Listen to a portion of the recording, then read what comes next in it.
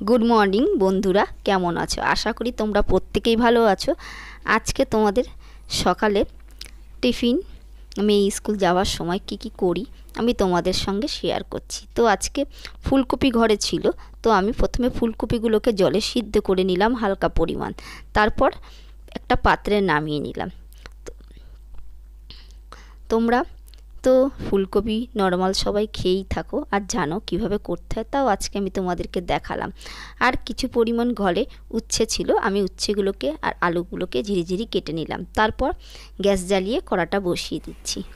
কড়ার মধ্যে পরিমাণ মতন তেল, কড়া গরম হলে আমি ঢেলে নিলাম।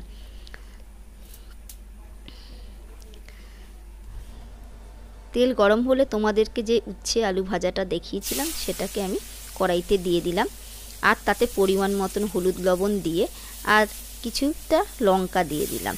তোমরা যদি লঙ্কাটা খাও দেবে, আর না খেলে দেবে না, কারণ আমাকে লঙ্কা দিতেই হয়, কাঁচা লঙ্কা সব জিনিসেই, কারণ আমার হাজবেন্ড একটু কাঁচা লঙ্কা খেতে খুব ভালোবাসে, তাই আমাকে দিতে হয়।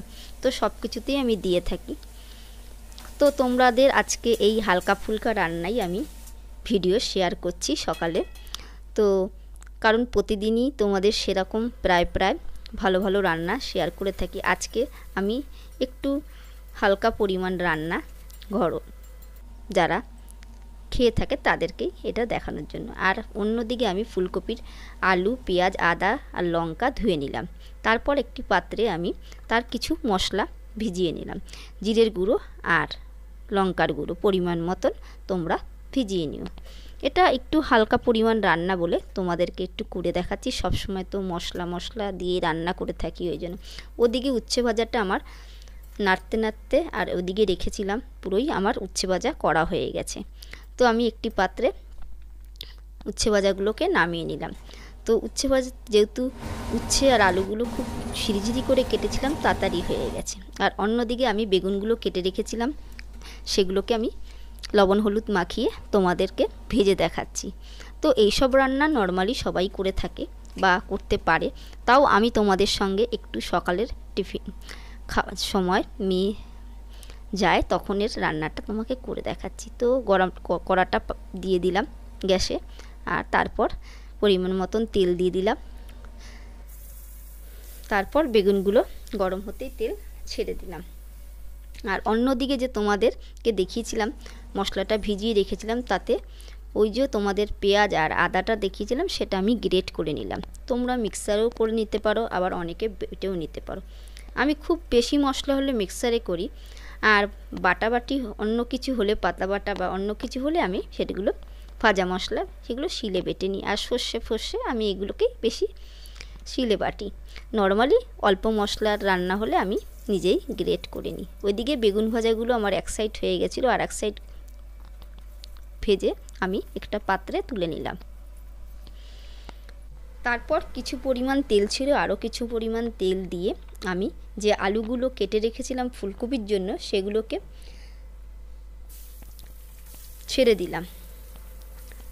তো আজকে কোনো কিছু আমি ফোড়ন দিলাম না, এমনি নর্মাল করলাম বলে। তো নর্মালি আমি জিরা ফোড়ন দিয়ে করি, আজকে আর জিরা ফোড়ন দিইনি। আমি আলুগুলো পেঁয়াজগুলো নর্মাল তেলে হালকা পরিমাণ করে ভেজে নিচ্ছি। ভেজে নিয়ে একটা ঢাকনি দিয়ে কিছুক্ষণের জন্য ঢাকনা দিয়ে দিলাম। ওদিকে আমি সিদ্ধ করা ফুলকপিগুলোকে জল দিয়ে একটু ভালো করে ধুয়ে নিলাম। তারপর আলুগুলোকে ঢাকনা খুলে নেড়ে ছেড়ে আমি ফুলকপিগুলোকে দিয়ে দিলাম। যেহেতু ফুলকপিগুলো অসময়ের ফুলকপি, ওই জন্য আমি একটুখানি গরম জলে ভাপ দিয়ে নিয়েছিলাম, পোকামাকড় হতেই পারে। তো ওটাকে একটু ভালো করে এবার আলুর সাথে লবণ হলুদ মিশিয়ে আমি ভালো করে ভেজে নিলাম।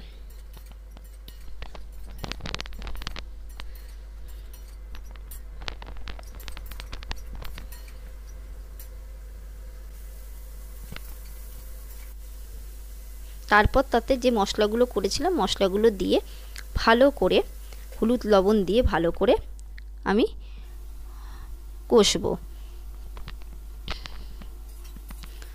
আর যতক্ষণ না পর্যন্ত মশলা থেকে তেল না বেরিয়ে আসে ততক্ষণ পর্যন্তই আমি মশলাগুলোকে কষতে থাকবো। তো তোমরা এরম ছোটোখাটো অল্প পরিমাণ রান্না টিফিন হিসাবে করতেই পারো, আর খেতেও খুব ভালো লাগে এরম অল্প মশলা দিয়ে। তো তোমাদের যদি আমার এই ভিডিওগুলো টিফিনের ভালো লেগে থাকে অবশ্যই তোমরা আমার চ্যানেলটাকে সাবস্ক্রাইব করে দিও, আর লাইক শেয়ার অবশ্যই করো। আর যদি নাও ভালো লাগে তাহলেও কমেন্টে জানিও।